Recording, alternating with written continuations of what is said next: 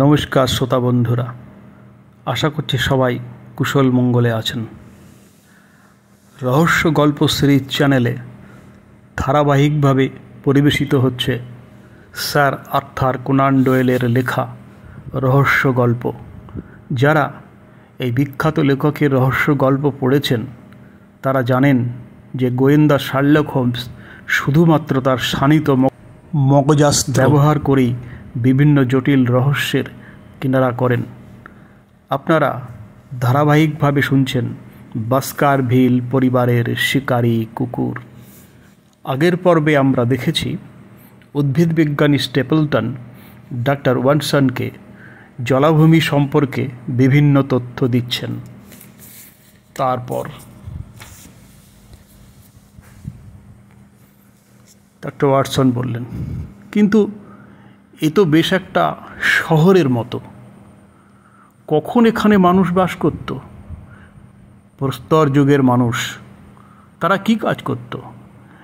এইসব পাহাড়ের গায়ে পশু চড়াতো।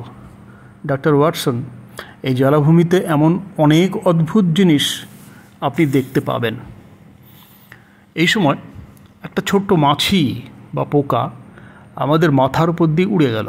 মুহূর্তের মধ্যে মিস্টার স্টেপলটন তার জাল নিয়ে ওটার পেছনে ছুটলেন। অত্যন্ত ক্ষিপ্রতার সঙ্গে তিনি লাফিয়ে লাফিয়ে একটা ঘাসের চাপড়ার উপর পা দিয়ে অন্যটিতে চলে যাচ্ছিলেন। আমি বিস্ময়ে তার এই কর্মকুশলতা দেখছিলাম, ভয়ও পাচ্ছিলাম একটা ছোট্ট ভুলেই তিনি মহাপঙ্কে তলিয়ে যেতে পারেন। এই সময় আমার পেছনে পায়ের শব্দ শুনতে পেলাম। মুখ ফেরাতেই দেখলাম একজন স্ত্রীলোক আমার সামনে পথের উপর দাঁড়িয়ে। এখান থেকে রাস্তাটা সোজা মেরিপিট হাউসের দিকেই গেছে। বুঝতে বাকি রইল না, ইনি মিস স্টেপলটন। স্ত্রীলোকটি সত্যি অসাধারণ সুন্দরী। ভাই বোনের চেহারার মধ্যে বিশাল পার্থক্য, সাধারণত এরকম দেখা যায় না। স্টেপলটনের গায়ের রং মাঝারি, পাতলা চুল, ধূসর চোখ, অথচ এই মহিলার মতো পিঙ্গলবর্ণ সুন্দরী আমি সারা লন্ডনে দেখিনি। তার চোখ ছিল তার ভাইয়ের দিকে। এবার সে দ্রুত পায়ে আমার দিকে এগিয়ে এলো, বলে উঠল, ফিরে যান, এই মুহূর্তে সোজা লন্ডন ফিরে যান। অবাক বিস্ময়ে তার দিকে তাকিয়ে রইলাম। মনে হলো তার দু চোখে যেন আগুন জ্বলছে। আমি বললাম, ফিরে যাব কেন? আধো আধো উচ্চারণে নিচু স্বরে সে বলল, বুঝিয়ে বলতে পারবো না, কিন্তু ঈশ্বরের দোহাই ফিরে যান, আর কোনো দিনও জলাভূমিতে আসবেন না। কিন্তু আমি তো সবেমাত্র এসেছি। সে চেঁচিয়ে বলল, কেমন মানুষ আপনি? আপনার ভালোর জন্যই বলছি, ফিরে যান, পালিয়ে যান যেভাবে পারেন। চুপ, দাদা আসছে। আমি যা বললাম দাদাকে গুণাক্ষরও যেন বলবেন না। স্টেপলটন তার পোকা ধরা ছেড়ে হাঁপাতে হাঁপাতে ফিরে এলেন। হ্যালো বেরিল, সে ডাকল, কিন্তু তার ওই ডাকটা আন্তরিক মনে হলো না। তুমি তো বেশ ঘেমে গেছো, জ্যাক। হ্যাঁ, একটা ইক্লোপাইডিস ধরতে গিয়েছিলাম। দুঃখের বিষয়, ধরতে পারলাম না। কথাগুলি বলার সময় তার চোখ দুটি বারবার আমাকে এবং মেয়েটিকে দেখতে লাগলো। তোমাদের আলাপ হয়ে গেছে দেখছি। হ্যাঁ স্যার হেনরি, কথা বলছিলাম। জলাভূমির সৌন্দর্য দেখার পক্ষে ওর আসতে একটু দেরি হয়ে গেছে। সে কি? উনি কে বলো তো? আমার ধারণা ইনি হেনরি বাস্কারভিল। আমি বললাম, না না, আপনি ভুল করছেন, আমি ওর বন্ধু, আমি ডাক্তার ওয়াটসন। মেয়েটির মুখের উপর দিয়ে একটা বিরক্তিকর আভাস খেলে গেল। সে বলল, ওফ, আমায় ক্ষমা করবেন, কিন্তু আপনি আসুন না, মেরিপিট হাউসটা একটু দেখে যাবেন। কিছুটা পথ হাঁটতেই আমরা পৌঁছে গেলাম মেরিপিট হাউসে। একটি শীর্ণদেহ, ছেঁড়া কোট পরা বৃদ্ধ লোক দরজা খুলে দিল। বাড়ির বাইরেটা বিষণ্ণতায় ভরা থাকলেও ভেতরের বড় বড় ঘরগুলি অত্যন্ত সুন্দরভাবে সাজানো। মহিলাটির সুরুচির পরিচয় পাওয়া গেল, কিন্তু ভেবে পেলাম না এই উচ্চশিক্ষিত ভদ্রলোক এবং এই সুন্দরী মহিলা কিসের টানে এমন একটা জায়গায় এসে বসবাস করছেন। স্টেপলটন বললেন, বড়ই অদ্ভুত একটা জায়গা বেছে নিয়েছি, তাই না? অবাক হলাম কি করে আমার মনের ভাবনাটা উনি বুঝে ফেললেন। আমরা কিন্তু এখানে বেশ সুখেই আছি, তাই না বেরিল? খুব সুখে আছি, মহিলাটি ভাবলেশীনভাবে বললেন। স্টেপলটন বললেন, আমার একটা স্কুল ছিল উত্তরাঞ্চলে, ভালোই চলছিল, কিন্তু হঠাৎ মহামারী দেখা দিল, 3টে ছেলে মারাও গেল। সেই আঘাত সামলে উঠতে পারলাম না। আমার সঞ্চিত অর্থের বেশিরভাগটাই বেরিয়ে গেল। আমি উদ্ভিদ বিজ্ঞান এবং জীববিজ্ঞান ভালোবাসি। এই জায়গায় সেই রসদ ভরপুর আছে। আর আমার এই বোনটিও প্রকৃতিকে ভীষণ ভালোবাসে। ডাক্তার মার্টিমার তার নিজের বিষয়ে খুবই পণ্ডিত। বেচারি স্যার চার্লসও সঙ্গী হিসাবে ভালোই ছিলেন।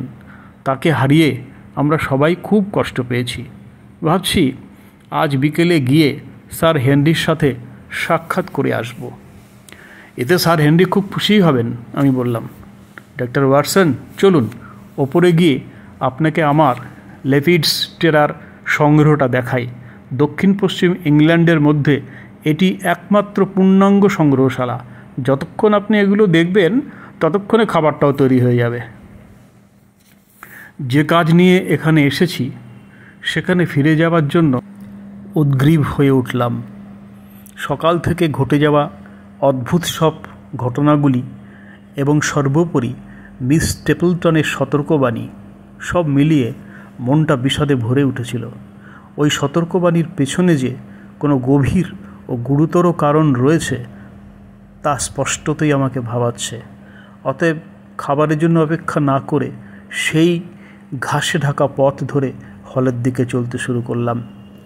আমি বড় রাস্তায় পড়ার আগেই মিস স্টেপলটনকে রাস্তার পাশে পাথরের ওপর বসে থাকতে দেখলাম।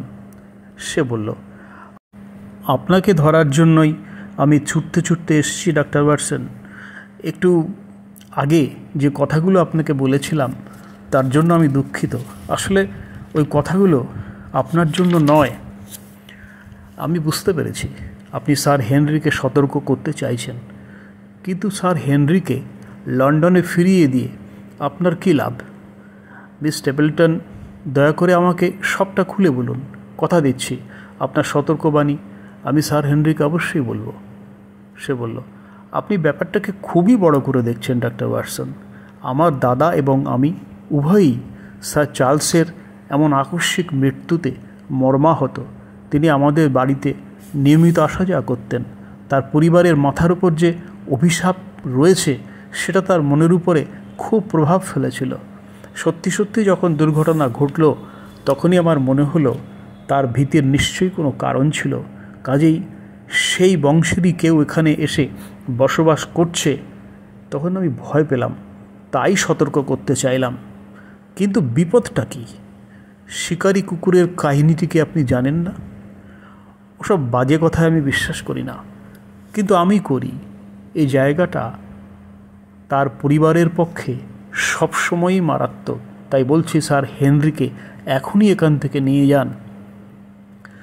দেখুন মিস স্টেপলটন, আপনি যদি এর চাইতে নির্দিষ্ট কোনো কারণ আমাকে না জানান তবে স্যার হেনরিকে এখান থেকে সরানো অসম্ভব। আমি নির্দিষ্ট কিছু জানি না। আপনাকে একটা বিশেষ প্রশ্ন।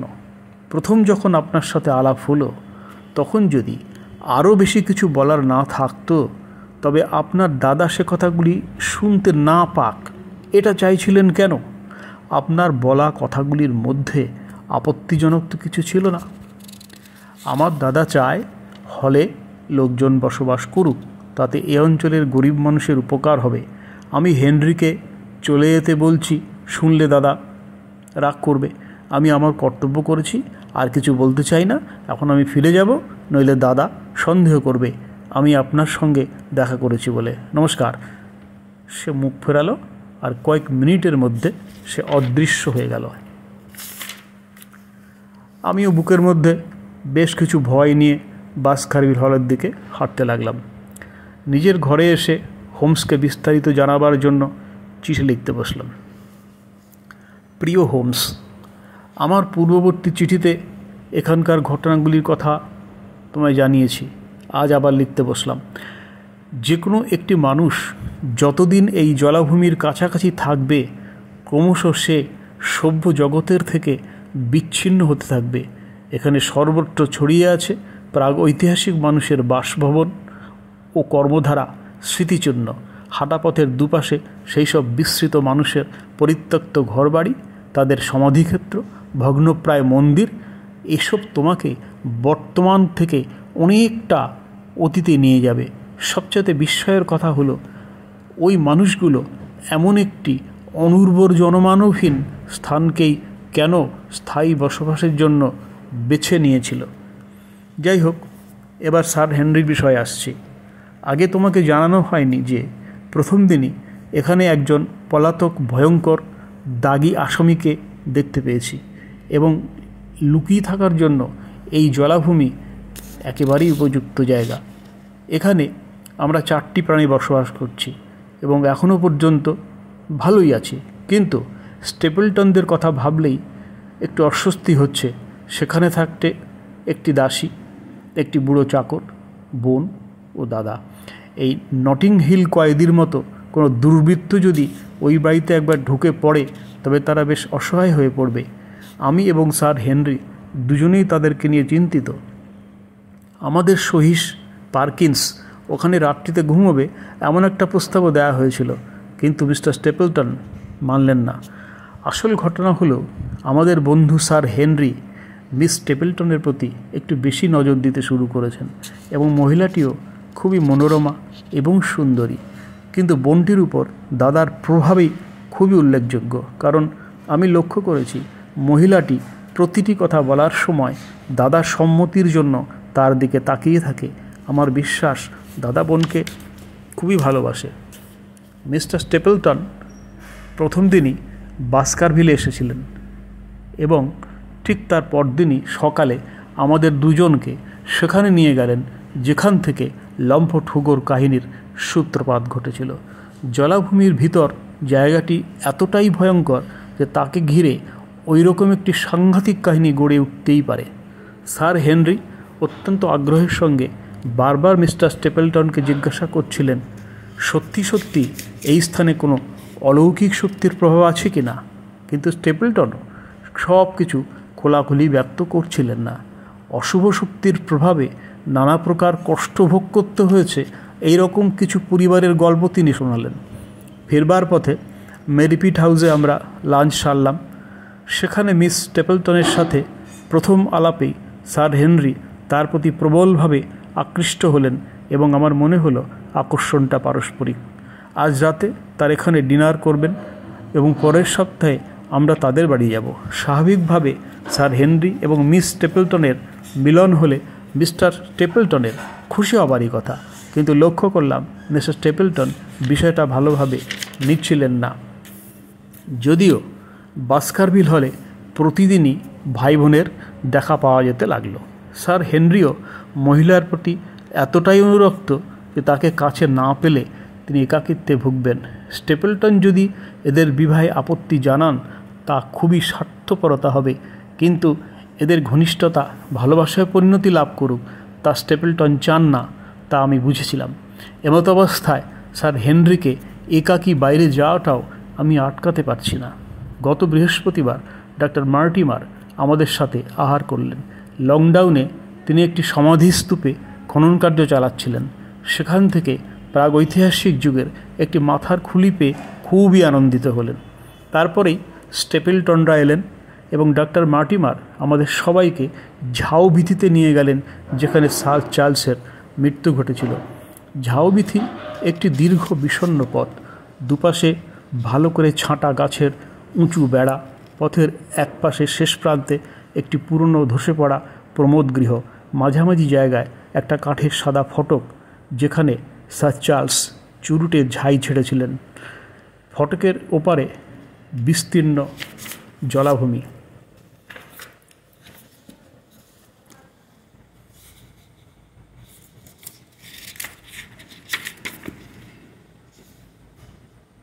তোমার কর্মপদ্ধতি অনুযায়ী সমস্ত ঘটনাটিকে কল্পনায় আঁকতে চেষ্টা করলাম। বৃদ্ধ চার্লস ফটকের কাছে দাঁড়িয়ে দেখতে পেলেন জলাভূমি পেরিয়ে কিছু একটা ছুটে আসছে। সেটাকে দেখে তিনি আতঙ্কে দিশারা হয়ে পড়লেন এবং ভয়ে ছুটতে ছুটতে একসময় তার মৃত্যু হলো। সেই দীর্ঘ বিষণ্ণ পথে তিনি পালাতে চেয়েছিলেন, কিন্তু কার কাছ থেকে? জলাভূমির কোনো মেষপালকের কুকুর, নাকি কোনো দানবীয় ভৌতিক কুকুর তিনি দেখতে পেয়েছিলেন? তার মধ্যে কোনো মানুষের হাত ছিল কি? ব্যারিমোর যা বলেছে সে কি তার থেকেও বেশি কিছু জানে? সব কিছুর পিছনেই অপরাধের কালো ছায়া যেন দেখতে পাচ্ছি। শেষ চিঠি লেখার পর আর একজন প্রতিবেশীর সঙ্গে আমার আলাপ হলো, লাফটার হলের মিস্টার ফ্রাঙ্কল্যান্ড।